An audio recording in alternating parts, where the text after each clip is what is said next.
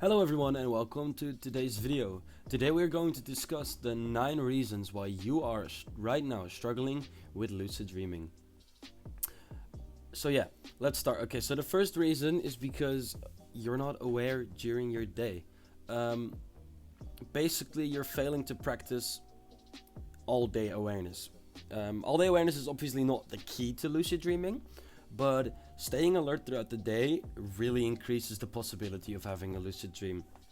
Because the main goal of all day awareness is to aim yourself to be aware of all your senses all the time, as well as your surroundings, and most importantly, the world's logic.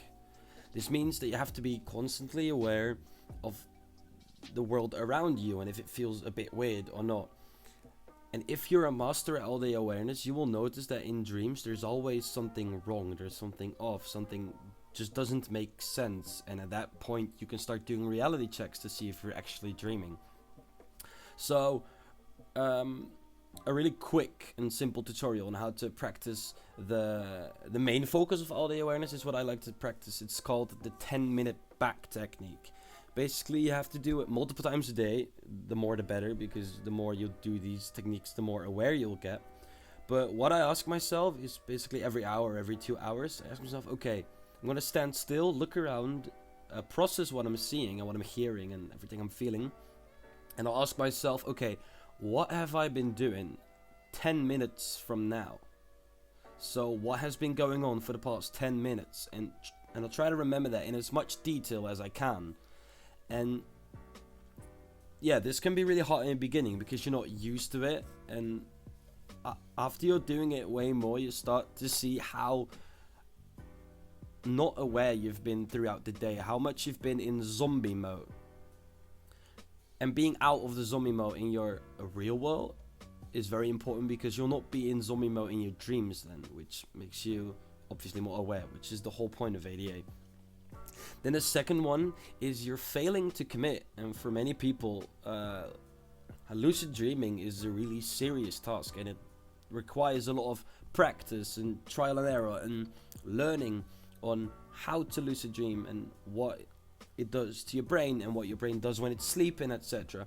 Those are really important things. It's just like learning to play like the guitar or the piano. You need to train on a regular basis to achieve your goals, to become good at it. Because if you're going to be trying to lucid dream for 3 nights and then it doesn't work and you're going to quit because you think it doesn't work, that's not how you're going to lucid dream. We all know that it can be very frustrating to put in a lot of effort into something without getting anything out of it. But you have to remember that every night you go to sleep, you are basically practicing it. So you're improving yourself, and it doesn't mean that if you don't remember a dream when you wake up, or you not become lucid, you haven't made any progress, because you have. Because your brain is creating the neurological pathways for you to remember your dreams, to be able to lucid dream.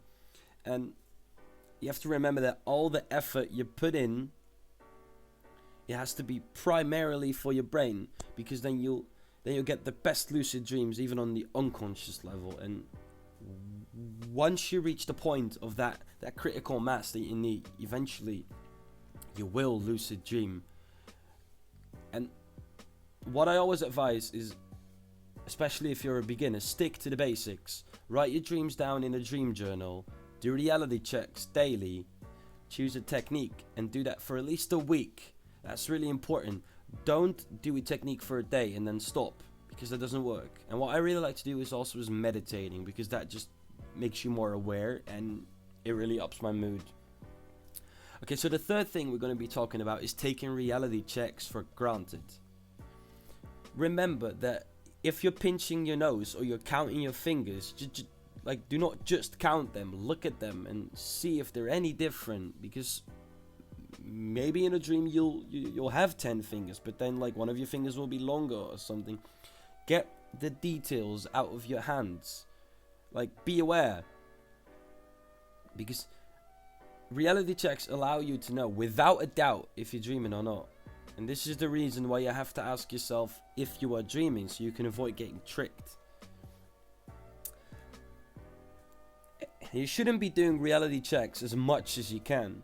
You should have them you should do them with the solid question, with the solid intention to get to know if you are dreaming. And you can answer that with a reality check, and you will have way more success with lucid dreaming if you combine the intention of knowing if you're dreaming and the normal reality check, so a pinch nose or counting your fingers or anything.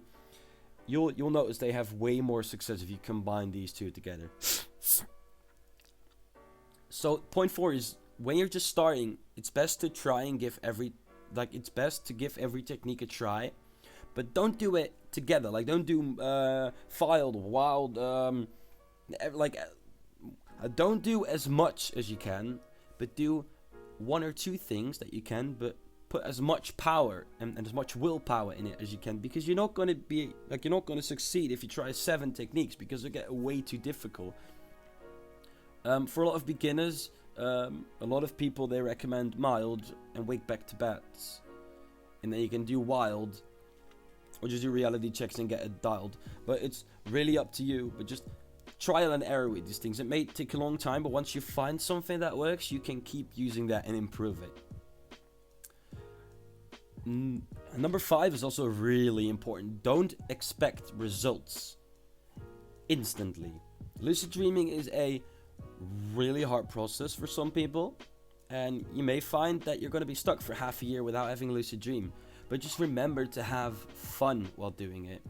Don't do too much and get too tired.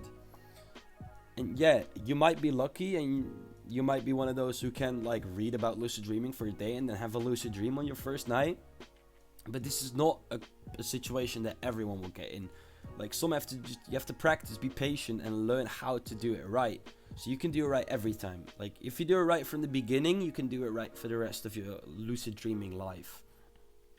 And if you'll rush everything and expect to lucid dream after the second day, that's not going to work, because you just get frustrated and you just may stop trying.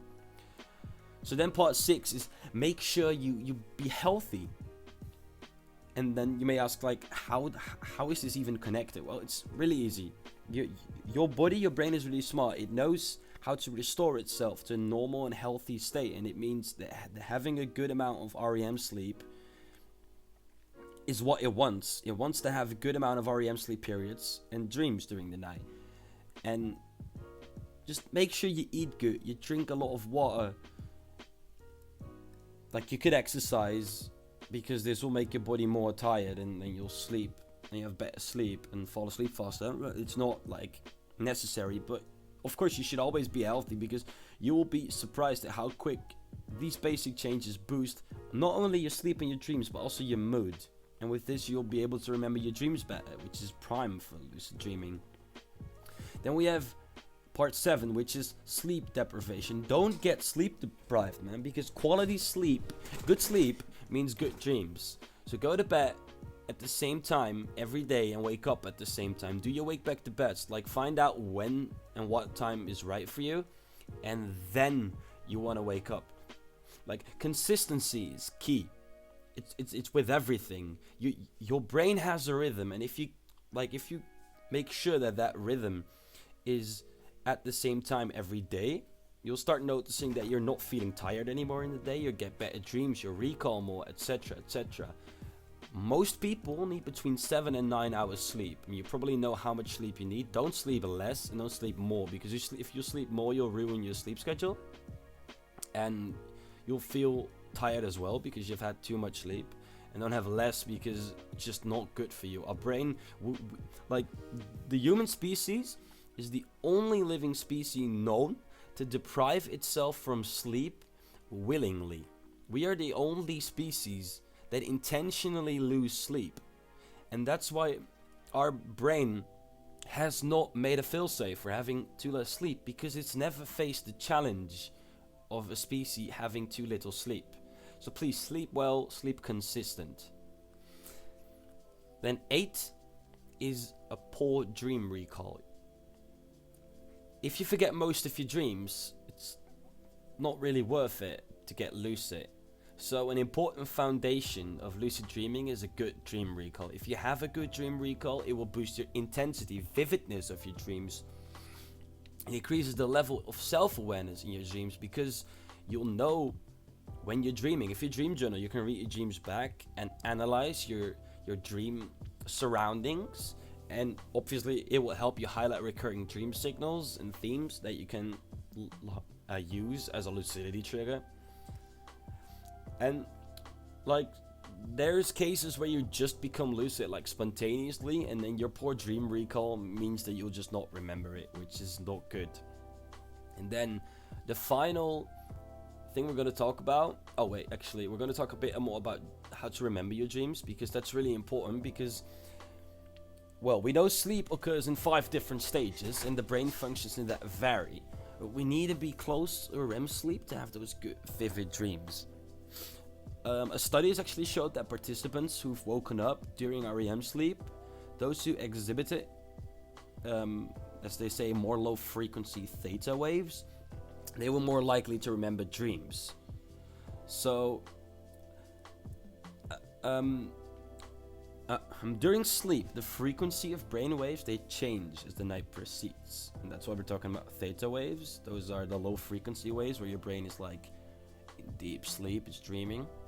And an important neurotransmitter for remembering in our brain is called norepinephrine, which exists at very low levels during dreaming, which is why we don't recall it really good when we wake up. And that's why we got to train it, because some brain functions associated with the electrical communication of the neurons that are responsible for long-term memory, they shut down during sleep. And that explains why you forget your dreams when you wake up. Because when you wake up, then the neurons begin to record and work. And when you wake up in the middle of a dream, or you're focusing on dream recall, the first thing that you wake up on is a dream. So, you may also ask why memories of really vivid dreams, why they disappear so soon when we wake up. It's because during the 5th stage of sleep, which is REM, where the dream occurs, the neurochemical conditions take place in the brain, which facilitates dreams, but not memory. And besides, the cerebral cortex contains, as I said, norepinephrine, and this hormone controls elements of memory, consciousness, language, and thought. But that part of our brain remains asleep during REM stage. This is explaining why we forget it. And then the last part is having a negative attitude, man. Don't have that. Because this is probably one of the most important reasons, and it's commonly created from, well, a couple reasons we already added. When you're failing to commit because you expect results, you start building negativity. And you may feel like, oh, nothing works. I put so much effort in it, but I'm not getting anything back. So, just be cool with yourself, man. You're always making progress. You got this. Thank you guys for watching. Please leave a like, subscribe, and leave a comment if you have any questions. The Discord link will be down in the description. And as always, I hope you have a nice day. Thank you for listening to me. Communtiy.